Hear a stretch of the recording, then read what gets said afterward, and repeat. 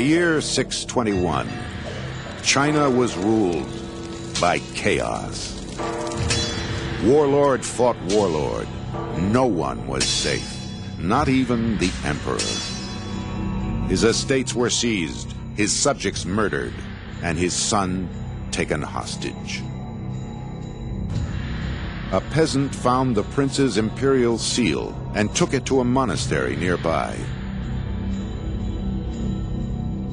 The monks resolved to find this wicked warlord and rescue the emperor's son.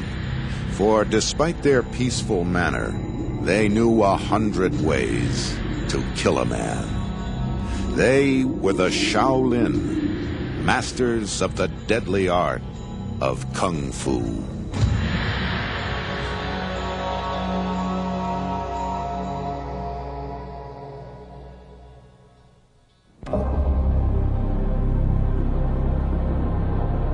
At the foot of the Songshan Mountains in central China lies a holy temple where monks learn to kill. In the 7th century, the Shaolin Monastery became known for the hardest training of mind and body ever devised. A monk practiced every day, without fail, in rain or heat or snow. At day's end, he would be bruised and bleeding. In time, his fists became as hard as iron. His body could bear the blows of a staff without flinching. He could kill a man with the palm of his hand. This monastery housed a paradox: pacifists who had mastered Kung Fu.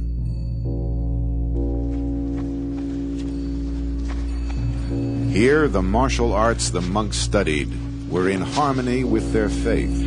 To follow the Buddhist path of compassion, one must root out evil.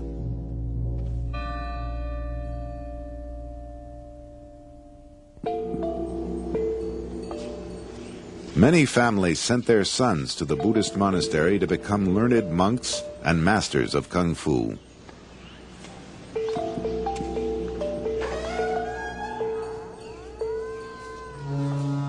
One boy who appeared at the monk's door was Pu Sheng.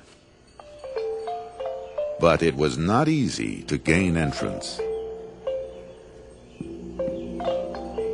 Choosing a master involved showing a measure of great respect, often to the point of begging while on one's knees.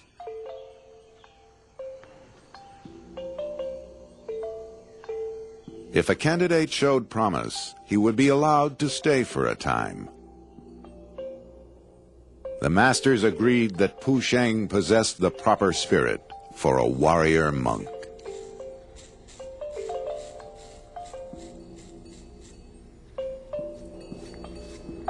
Only when the abbot deemed that one had the necessary qualifications to be admitted to those elite ranks would the initiation ceremony be performed, complete with shaving of the head and swearing of an oath in obedience to one's master.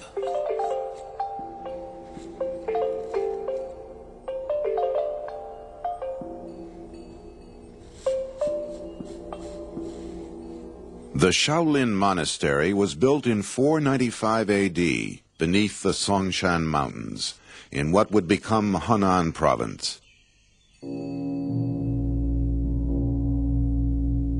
Legend traces the origins of these warrior monks to the year 527, when a monk named Da Mo traveled from India to Shaolin.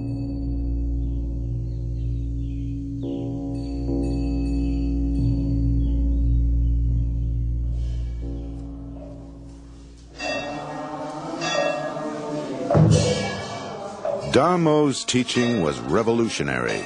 Rejecting the Buddhist scriptures as the way to enlightenment, he advocated discipline and dedication through meditation. Thus could one see with a clear heart one's true nature. His approach became known as Zen. A special tradition outside the scriptures. Not to depend on books or letters. To point directly to the heart of man, to see one's own true nature and become Buddha.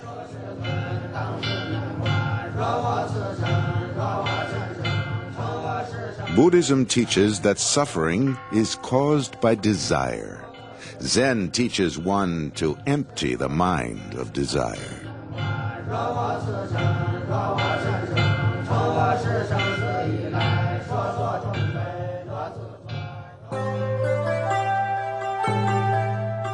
In his quest for enlightenment, Damo went to live in a cave in the mountains above the monastery.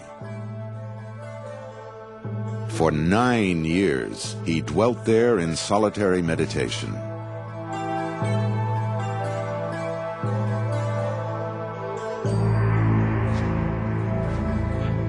During this time, to relieve fatigue, he took up daily exercise.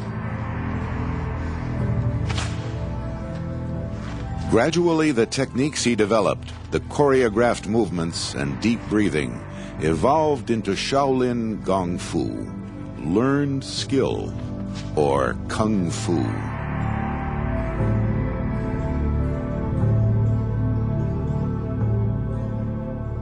Following his example, all the monks of Shaolin soon undertook ritual exercise. Centuries of training would leave their mark.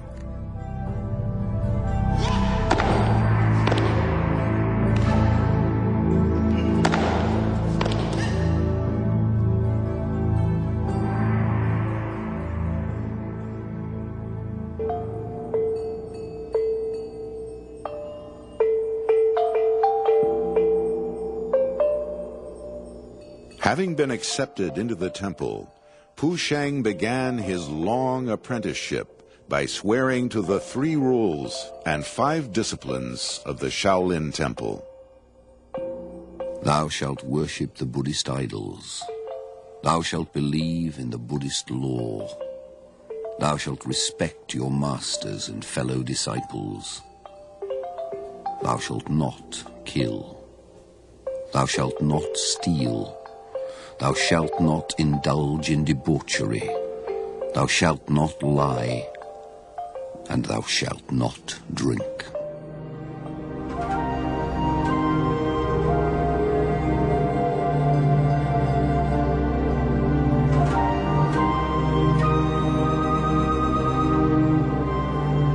In a brutal land, a peacekeeper must be pure of heart. The Shaolin monk could use violence only to purge evil. To take up arms otherwise was forbidden.